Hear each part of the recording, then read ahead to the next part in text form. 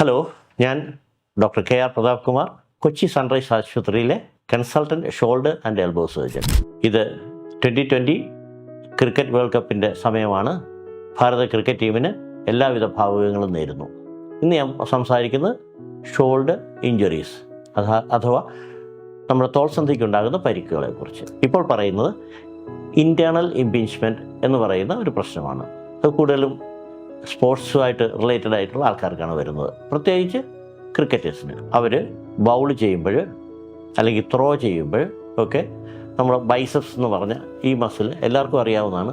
അത് തോൾസന്ധിയുടെ ഉള്ളിലാണ് പിടിപ്പിച്ചിരിക്കുന്നത്. അതിന് ഒരസൽ ഉണ്ടാകുന്നു. ഈ ഒരു ആക്ഷനിൽ എറിയുമ്പോൾ അല്ലെങ്കിൽ ബൗൾ ചെയ്യുമ്പോൾ ആ ടെൻഡൻ, ബൈസെപ്സിൻ്റെ ടെൻഡന് ഒരസലുണ്ടായിട്ട് നീര് വരുന്നു, വേദന എടുക്കുന്നു. അപ്പോൾ പറ്റുന്നത് അവരുടെ പെർഫോമൻസ് പറയുന്നു. ബൗൾ ചെയ്യുമ്പോൾ സ്പീഡ് കിട്ടുന്നില്ല, എറിയാൻ സ്പീഡ് കിട്ടുന്നില്ല.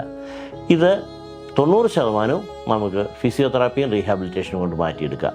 വളരെ റെയറായിട്ട് ഒരു 10% താഴെയുള്ള ആൾക്കാർക്ക് മാത്രം ഒരു കീ ഹോൾ സർജറി ചെയ്ത് ശരിയാക്കേണ്ടി വരും. ഏകദേശം ഒരു 3 മാസം കഴിഞ്ഞ് അവർക്ക് തിരിച്ച് ക്രിക്കറ്റിംഗ് ഫീൽഡിലേക്ക് പോകാം, അവരുടെ പെർഫോമൻസ് തുടരാം. നന്ദി, നമസ്കാരം.